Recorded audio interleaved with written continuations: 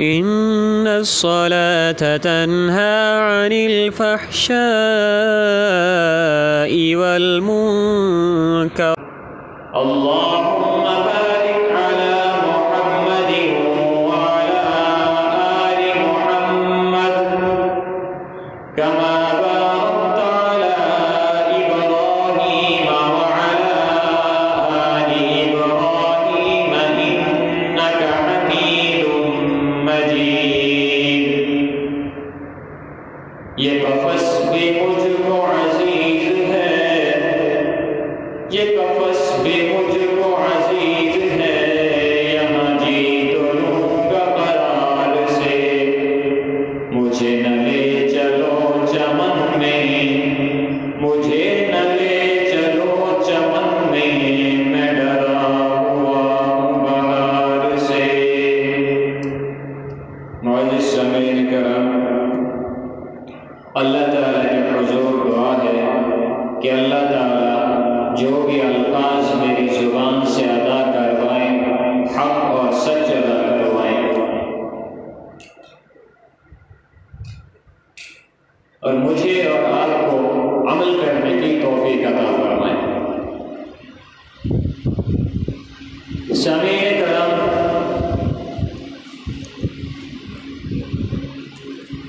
آپ صلی اللہ علیہ وسلم کا فرمان ہے ان الدین یسر، بے شک دین آسان ہے۔ دین حقیقت میں بہت ہی آسان ہے۔ اللہ تعالیٰ نے انسان کی ہمت کے مطابق انسان پر حکم لاگو کیے۔ انسان کی ہمت سے زیادہ انسان پہ کوئی بھی حکم لاگو نہیں کیا۔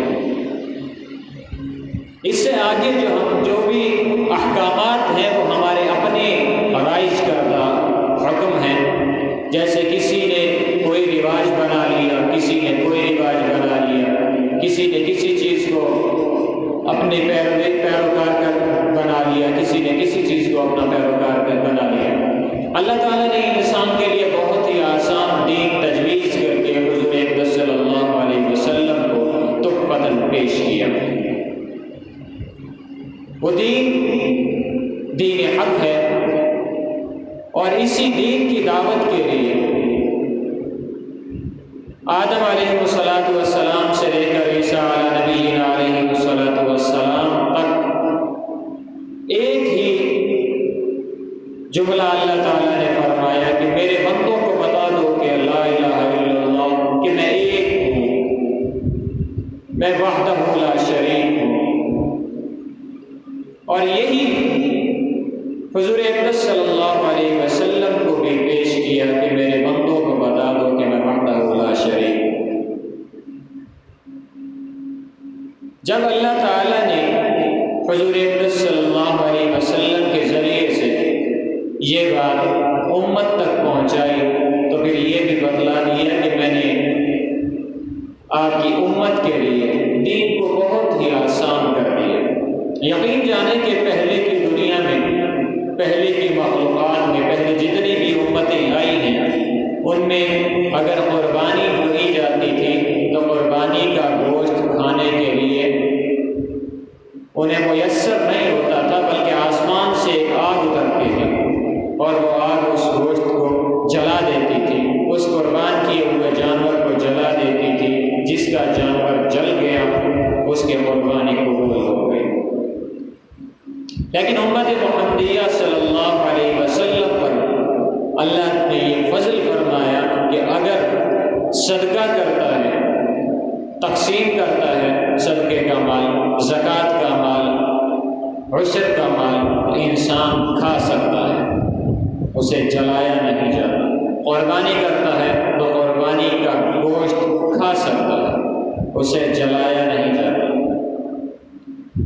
سب سے پہلے تو اللہ تعالیٰ نے اسلام میں آسانی یہ فرمائی کہ آپ دیکھ لیں اسلام کے علاوہ جتنے بھی مذاہب ہیں، ہندو مت ہے، وہاں پہ ایک خدا کی نہیں مانی جاتی۔ اللہ تعالیٰ نے اپنی وحدانیت کو بیان کیا اور اپنی وحدانیت کو اس طریقے سے بیان کیا کہ تمہیں ایک ہی اللہ کی عبادت کرنا ایک اللہ کے علاوہ کسی کی عبادت کرنے کی ضرورت نہیں، اور ایک نبی یعنی کہ حضور اکرم صلی اللہ علیہ وسلم تمہارے آخری نبی ہیں، ان کے بعد کسی نبی نے نہیں آنا، کسی کا انتظار نہیں کرنا پڑے گا، یہ نہیں سوچنا پڑے گا کہ وہ نبی چلے گئے اور اب آگے کوئی دوسرے نبی آئیں گے، ایسا نہیں، آخری امت آخری نبی تمہارے لیے تحفہ دے دیا۔ ہندو مت میں چلے جائیں تو ان کے یہاں نہ جانے کتنے بت ہوتے ہیں اور ہر بت کی عبادت کی جاتی ہے، یہاں تک کہ ایسے ایسے بت بھی ہیں جن کے پیروں میں انسانوں کی قربانی دی جاتی ہے، ایسے ایسے بت بھی ان کے یہاں، لیکن اسلام میں کسی انسان کی قربانی نہیں ہے۔ اسلام میں کوئی انسان اپنی قربانی نہیں دیتا اللہ تعالیٰ کے لیے کہ میں اپنی قربانی دوں پھر یہ کام ہو جائے گا۔ عیسائیت میں چلے جائیں، اگر عیسائیت میں جائیں تو وہ بھی اللہ کے علاوہ نبی کو مانتے ہیں، یعنی حضرت عیسیٰ علیہ نبینا علیہ والسلام، اور یہاں تک مانتے ہیں کہ عیسیٰ علیہ السلام کو اللہ کا بیٹا قرار دے دیا، نعوذ باللہ۔ دوسری طرف یہودیت میں چلے جائیں، کوئی آتش کی پوجا کرتا ہے، آگ کی پوجا کرتا ہے، کوئی سورج کی پوجا کرتا ہے، کوئی چاند کی پوجا کرتا ہے، کوئی ستاروں کی پوجا کرتا ہے، کوئی پانی کی پوجا کرتا ہے، کوئی سمندر کی پوجا کرتا ہے، کوئی درختوں کی پوجا کرتا ہے، کوئی کس چیز کی، کوئی کس چیز کی، مگر اللہ تعالیٰ نے مسلمان کو بتلا دیا، اسلام والوں کو بتلا دیا کہ تمہارے لیے یہ دین بالکل آسان ہے، کہ تمہیں اتنی چیزوں کی پوجا نہیں کرنی پڑے گی، بس میری ہی عبادت کرنی پڑے گی، اتنی چیزوں کے آگے جا کے اپنا سر نہیں جھکانا پڑے گا، بلکہ صرف میرے پاس آؤ گے۔ 5 وقت اللہ تعالیٰ بلاتا ہے، آواز دی جاتی ہے، اللہ اکبر اللہ اکبر، اشہد ان لا الہ الا اللہ، اشہد ان محمد رسول اللہ، حی علی الصلاۃ حی علی الفلاح، بلایا جاتا ہے بڑے پیار سے۔ اللہ تعالیٰ نے مؤذن کے ذمہ لگا دیا، اپنے منادی کے، اپنے اعلان کرنے والے کے ذمہ لگا دیا، اللہ اکبر کی صدا لگانی ہے، بتانا ہے لوگوں کو کہ اللہ بہت بڑا ہے۔ پریشان نہیں ہونا، کسی چیز سے پریشان نہیں ہونا۔ اللہ تعالیٰ فرماتے ہیں لا تقنطوا من رحمت اللہ، میری رحمت سے نا امید نہ ہونا۔ اسی لیے پھر اللہ تعالیٰ منادی سے فرماتے ہیں کہ بتائیں لوگوں کو، بتا، صدا لگا کہ اللہ بہت بڑا ہے، سب کچھ کرنے والا ہے، اشہد ان لا الہ الا اللہ، گواہی دے کے بتا، اس چیز کی گواہی دے کہ اللہ کے سوا کوئی عبادت کے لائق نہیں، اس چیز کی گواہی دے کہ محمد رسول اللہ صلی اللہ علیہ وسلم اللہ کے بندے اور رسول ہیں، اشہد ان محمد رسول اللہ۔ پھر اللہ تعالیٰ فرماتا ہے کہ بتا ان لوگوں کو کہ آؤ حی علی الصلاۃ، آؤ نماز کی طرف آؤ، صدا لگاتا ہے آؤ نماز کی طرف، حی علی الفلاح، آؤ کامیابی کی طرف۔ اور یہ کیوں کہا گیا؟ سب سے پہلے اللہ نے بتایا کہ میں بہت بڑا ہوں، پھر اللہ نے بتایا کہ میں وحدہ لا شریک ہوں، پھر اللہ نے بتایا کہ تمہارے نبی آخر الزمان صلی اللہ علیہ وسلم میرے بھیجے ہوئے رسول ہیں، پھر اللہ نے بتایا کہ اللہ نے بتایا کہ آؤ نماز کی طرف آؤ، میرے گھر آؤ، میرے سامنے جھکنے کے لیے آؤ، پھر اللہ نے کہا کہ آؤ کامیاب ہو جانے کے لیے آؤ، اور وہ کامیابی کس لیے؟ نماز میں۔ پھر اللہ تعالیٰ دوبارہ فرماتے ہیں میں بہت بڑا ہوں، یعنی کہ اگر کامیابی حاصل کرنی ہے نماز پڑھو، میری شان شوکت بہت اونچی ہے، میں بڑا ہی اعلیٰ رتبے کا مالک ہوں، میں تمہیں کامیاب کر دوں گا، نماز کے لیے آؤ گے میں تمہیں کامیاب کر دوں گا، میں بڑے رتبے والا ہوں، میں بڑی شان و شوکت والا ہوں، میں بڑے خزانوں کا مالک ہوں۔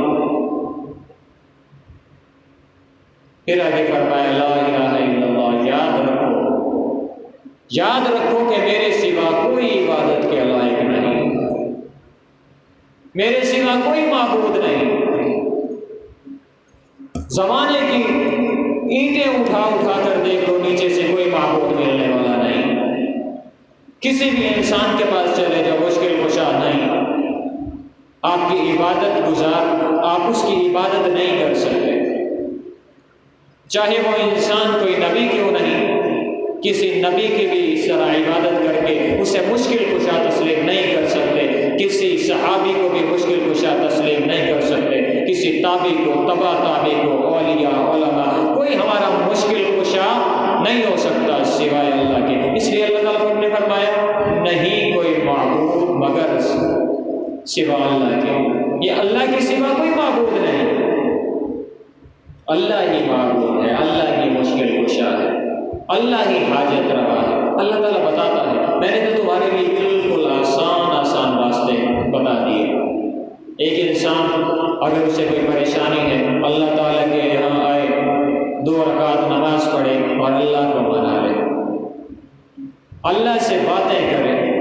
یقین کرے جب ہم قرات کے لیے کھڑے ہوتے ہیں، نماز میں کھڑے ہوتے ہیں، اللہ اکبر کہتے ہیں، تو اللہ تعالیٰ فرشتے سے فرماتا ہے کہ آؤ آؤ دیکھو، جب میں نے آدم کو بنایا تم لوگوں نے کہا تھا کہ دیکھو یا اللہ یہ انسان، یہ تیرا خلیفہ جب زمین پہ اترے گا تو یہ وہاں پہ جا کے فساد پھیلائے گا، دیکھو میرا بندہ کیسے بڑے ہی عاجزی کے ساتھ اپنے سارے کاموں کو چھوڑ کے اپنی پریشانی لے کے مجھ سے ڈسکس کرنے کے لیے آئے، مجھ سے باتیں کرنے کے لیے آئے، مجھے اپنی پریشانی بتانے کے لیے آئے۔ پھر اللہ تعالیٰ نے اپنے منانے کے طریقے بتا دیے۔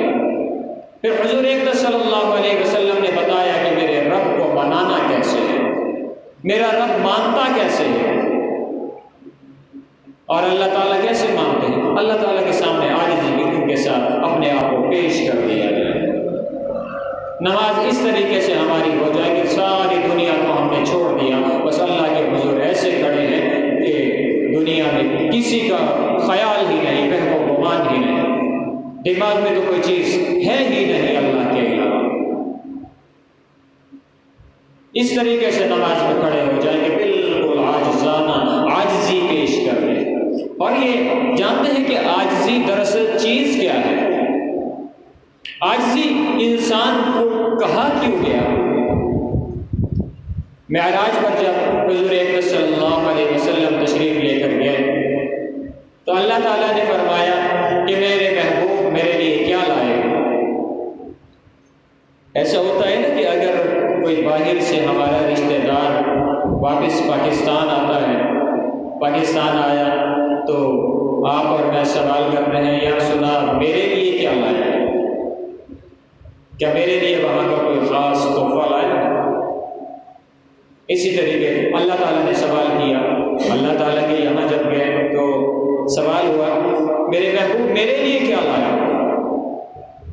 آپ صلی اللہ علیہ وسلم نے جواب دیا کہ یا اللہ آپ کے پاس تو سب کچھ ہے، یا اللہ کبریائی آپ کے پاس ہے، یا اللہ فرشتے آپ کے پاس ہیں عبادت کرنے والے ہیں، یا اللہ آپ کے حکم کو ماننے والے یہ نوری مخلوق آپ کے پاس ہے، یا اللہ جنت آپ کے پاس ہے، جہنم آپ کے پاس ہے، دنیا کا سارا نظام آپ کے پاس ہے، یا اللہ اگر اس دربار میں کوئی چیز نہیں ہے تو عاجزی نہیں، میں وہی عاجزی لایا، میں عاجزی پیش کرتا ہوں۔ اور یہ عاجزی وہ عاجزی ہے کہ حضور اقدس صلی اللہ علیہ وسلم نے خود اختیار کر کے دکھائی، اور اس وجہ سے اختیار کی گئی کہ میری امت بھی اسی عاجزی کو اپنا لے۔ جب آپ صلی اللہ علیہ وسلم اللہ تعالیٰ سے کچھ مانگا کرتے تھے، ایک مرتبہ آپ صلی اللہ علیہ وسلم نے دعا فرمائی اور دعا میں یہ فرمایا اے چاند بنانے والے، اے آسمان کو بنا کوثار کے بنانے والے، اے تاروں کو آسمان پہ چمکدار بنانے والے، اے زمین کو بالکل صحیح بنانے والے، اے سمندر کے اوپر پانی کے اوپر زمین کو کھڑا کرنے والے، اے سمندر کی مچھلیاں، اس طرح کر کے 25 چیزوں کی 25 صفات بیان کی اللہ تعالیٰ کی، اے درخت بنانے والے، اے سمندر بنانے والے، اے پانی بنانے والے، اے خشکی بنانے والے، اے تری بنانے والے، اس طرح 25 چیزوں کا ذکر کیا اور اس کے بعد اپنی آرزو پیش کی۔ اور یہ ذکر کیوں آیا؟ اس وجہ سے یہ ذکر کیا گیا کہ ان سب چیزوں کا جب ذکر ہوا یہ عاجزی کی نشانی تھی۔ عاجزی یہ نہیں ہے کہ بس اللہ تعالیٰ کے حضور جب ہم بیٹھے ہوں تو عاجز ہو جائیں اور جب یہاں سے اٹھ کے باہر جائیں تو متکبر ہو جائیں۔ متکبر کسے کہتے ہیں؟ متکبر اس انسان کو کہتے ہیں جو خود غرور کرتا ہو، اپنے لباس پہ غرور کرتا ہو، اپنے پیسے پہ غرور کرتا ہو، اپنی گاڑی پہ غرور کرتا ہو، کسی نہ کسی چیز پہ، اپنے بنگلے پہ غرور کرتا ہو، اور اپنی گاڑی میں بیٹھ کے یہ نہ دیکھے انسانوں کو کیڑے مکوڑے سمجھے اور روتا ہوا چلا جائے، وہ متکبر انسان، جسے اگر سلام کیا جائے وہ سلام کا جواب نہ دے، سلام کا جواب نہ دے اور سر مار کے چلا جائے، وہ متکبر انسان، جو کسی کو سلام کرنا گوارا نہ کرے وہ متکبر انسان، اور متکبر انسان کی صفت نہیں ہے۔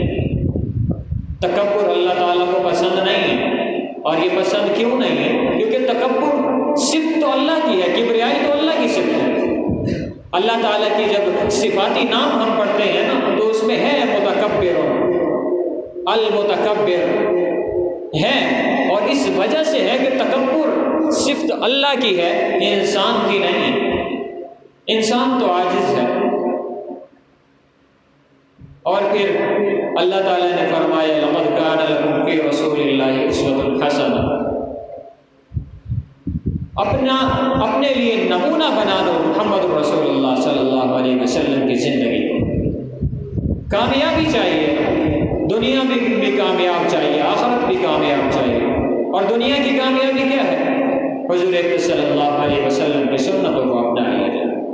پھر اللہ تعالیٰ نے ان سنتوں کو اپنانے پہ اجر اتنا عطا فرمایا کہ ایک سنت، صرف ہم یہاں سے نکلتے ہیں جا کے جوتا پہنا، جوتا سنت کے مطابق پہن لیا، جوتا سنت کے مطابق پہن لیا، وہ سنت کے مطابق ہمارا پیر بھی محفوظ ہو گیا اور سنت بھی ادا ہو گئی، اور وہ جو سنت ادا ہوئی اس پہ 100 شہیدوں کا ثواب ادا کر دیا۔ 100 شہیدوں کا ثواب معمولی نہیں، شہید اسے کہتے ہیں جو 70 لوگوں کو، ایسے گنہگاروں کو جن پر جہنم واجب ہو چکی، انہیں وہ جنت میں لے کے جائے گا، اسے شہید کہا جاتا ہے۔ اور ایسے 100 شہیدوں کا ثواب اگر ملے تو اس سے بڑھ کر اور کیا ہو جائے گا؟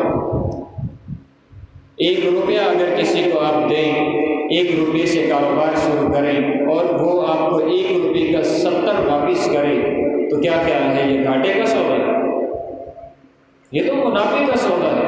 کہاں 1 روپیہ اور کہاں 70 روپیہ۔ پھر اللہ تعالیٰ کا فرمان ہے کہ اگر میرے راستے میں 1 قدم لگاؤ گے تو اس کا اجر 10 گنا دنیا میں دوں گا، 70 گنا آخرت میں دوں گا۔ اللہ تعالیٰ کے راستے میں 1 روپیہ خرچ کرو گے، اس کا 10 گنا دنیا میں، 70 گنا آخرت۔ اور وہ جو اللہ کے یہاں خرچ کیا جائے گا یا اللہ کی طرف قدم بڑھایا جائے گا اللہ کے کام کی طرف، اس کا اجر و ثواب بے پناہ ملے گا۔ یہ جو 70 کا نقطہ اختیار کیا گیا، یہ 70 آپ کو اور مجھے سمجھانے کے لیے کہا گیا، ورنہ اللہ تو بڑا ہی غفور رحیم۔ عربی لغت میں میں نے یہ پڑھا ہے کہ 70 کا مطلب بے تحاشا ہے، یعنی کہ بے تحاشا ادا کیا جائے گا۔ ہمیں بتایا جاتا ہے نا کہ اللہ 70 ماؤں سے زیادہ پیار کرنے والا ہے۔ 70 ماؤں سے زیادہ جو پیار کرنے والا ہے، یہ اصل میں ہمیں یہ سمجھایا گیا ہے کہ بے تحاشا انسان سے پیار کرتا ہے۔ اللہ تعالیٰ نے جہنم بنائی ہے مگر مسلمانوں کے لیے نہیں بنائی، ان لوگوں کے لیے جہنم نہیں بنائی جو اللہ کو وحدہ لا شریک مانتے ہیں۔ جہنم تو کفار کے لیے بنائی گئی ہے، کافروں کے لیے بنائی گئی ہے، مسلمانوں کے لیے تو جنت بنائی گئی ہے، اور بڑی وسیع و عریض جنت بنائی گئی۔ اللہ نے کہا میں نے ایک لفظ پہ اتنا عطا کرنا ہے کہ جنت کا اس پہ واجب ہو جائے گا۔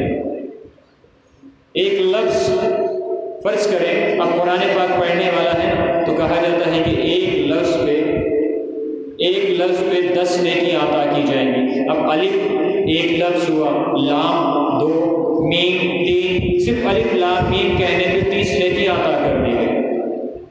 اور اگر پورا قرآن پاک پڑھا جائے، اسی کو 10 کے ساتھ ضرب دے دیا جائے تو نہ جانے پورا قرآن پڑھنے کا کتنا اجر ہم نے کما لیا ایک قرآن پاک پڑھنے میں۔ اب یہ دیکھیں کہ اللہ تعالیٰ نے کتنی آسانیاں بتائی ہیں۔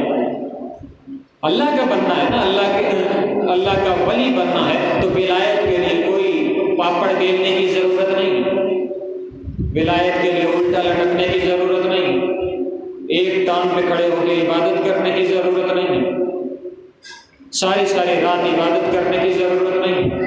ولایت کے لیے اتنا ہی کافی ہے کہ آپ صلی اللہ علیہ وسلم کی سنتوں پہ عمل کریں۔ حضرت جنید بغدادی رحمہ اللہ علیہ کے پاس کوئی شخص گیا کہ جب دیکھو کس قسم کی ولایت ہے، کچھ حاصل کرو۔ وہاں گئے، 3 دن کا قیام کیا، 3 دن دیکھا حضرت جنید بغدادی رحمہ اللہ علیہ کو کہ 3 دن یہ کیا کرتے ہیں۔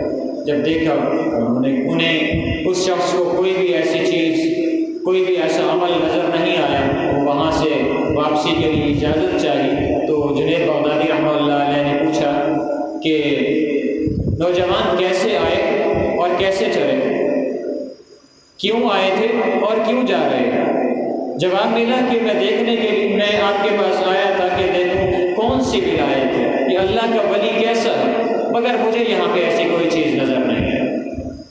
تو جواب دیا کہ تو 3 دن یہاں پہ رہا، 72 گھنٹے تیرے یہاں پہ گزرے، ان 3 دنوں میں کوئی ایسا کام دیکھا جو خلاف سنت؟